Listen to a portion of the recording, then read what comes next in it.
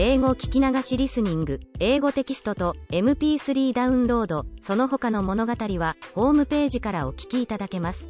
88thpp.com 88thpp.com Chapter 23 Glinda the Good Witch grants Dorothy's wish.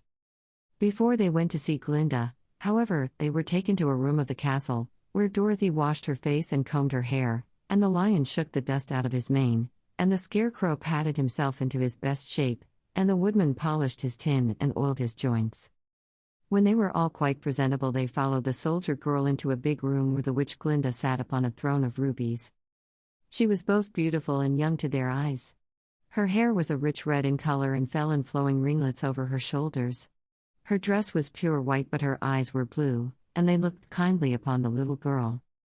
"What can I do for you, my child?" she asked.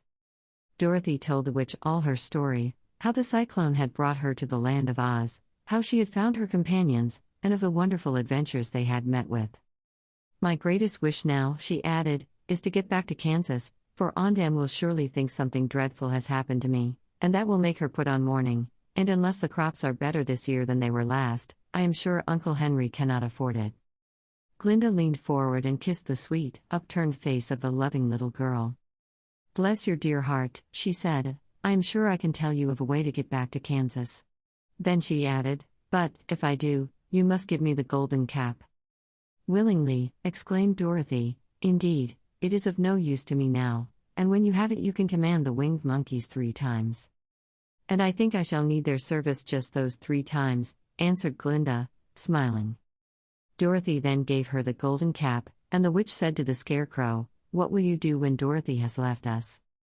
"I will return to the Emerald City," he replied, "for Oz has made me its ruler and the people like me. The only thing that worries me is how to cross the Hill of the Hammerheads. By means of the golden cap I shall command the winged monkeys to carry you to the gates of the Emerald City," said Glinda, "for it would be a shame to deprive the people of so wonderful a ruler." "Am I really wonderful?" asked the scarecrow. "You are unusual," replied Glinda. Turning to the Tin Woodman, she asked, "What will become of you when Dorothy leaves this country?" He leaned on his axe and thought a moment. Then he said, "The Winkies were very kind to me, and wanted me to rule over them after the Wicked Witch died. I am fond of the Winkies, and if I could get back again to the country of the West, I should like nothing better than to rule over them forever. My second command to the winged monkeys," said Glinda, "will be that they carry you safely to the land of the Winkies. Your brain may not be so large to look at as those of the Scarecrow, but you are really brighter than he is, when you are well polished, and I am sure you will rule the Winkies wisely and well." Then the witch looked at the big, shaggy lion and asked, "When Dorothy has returned to her own home, what will become of you?" "Over the Hill of the Hammerheads," he answered, "lies a grand old forest, and all the beasts that live there have made me their king. If I could only get back to this forest, I would pass my life very happily there." "My third command to the winged monkeys," said Glinda, "shall be to carry you to your forest. Then, having used up the powers of the golden cap, I shall give it to the king of the monkeys, that he and his band may thereafter be free forevermore." The Scarecrow and the Tin Woodman and the Lion now thanked the Good Witch earnestly for her kindness, and Dorothy exclaimed, "You are certainly as good as you are beautiful. But you have not yet told me how to get back to Kansas." "Your silver shoes will carry you over the desert," replied Glinda. "If you had known their power you could have gone back to your Aunt Em the very first day you came to this country." "But then I should not have had my wonderful brains," cried the Scarecrow. "I might have passed my whole life in the farmer's cornfield." "And I should not have had my lovely heart," said the Tin Woodman. "I might have stood and rusted in the forest till the end of the world." "And I should have lived a coward forever," declared the Lion, "and no beast in all the forest would have had a good word to say to me." "This is all true," said Dorothy, "and I am glad I was of use to these good friends. But now that each of them has had what he most desired, and each is happy in having a kingdom to rule besides, I think I should like to go back to Kansas." "The silver shoes," said the Good Witch, "have wonderful powers. And one of the most curious things about them is that they can carry you to any place in the world in 3 steps, and each step will be made in the wink of an eye. All you have to do is to knock the heels together 3 times and command the shoes to carry you wherever you wish to go. If that is so, said the child joyfully. I will ask them to carry me back to Kansas at once. She threw her arms around the lion's neck and kissed him, patting his big head tenderly. Then she kissed the Tin Woodman, who was weeping in a way most dangerous to his joints. But she hugged the soft, stuffed body of the scarecrow in her arms instead of kissing his painted face, and found she was crying herself at this sorrowful parting from her loving comrades.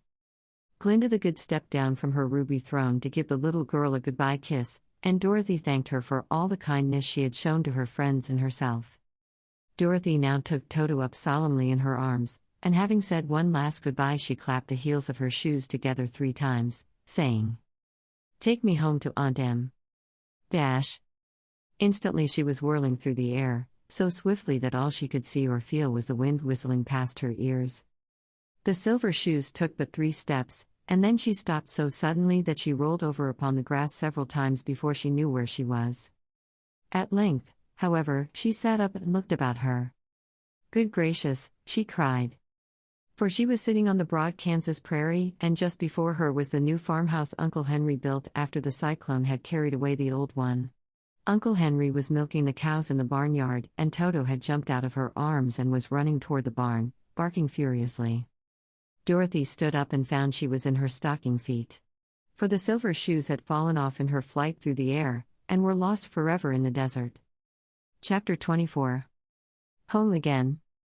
Aunt Em had just come out of the house to water the cabbages when she looked up and saw Dorothy running toward her. "My darling child," she cried, folding the little girl in her arms and covering her face with kisses. "Where in the world did you come from?" "From the land of Oz," said Dorothy gravely. "And here is Toto, too. And oh, Aunt Em, I'm so glad to be at home again."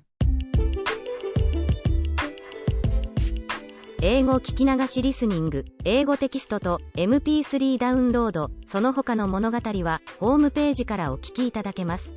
88thpp.com 88thpp.com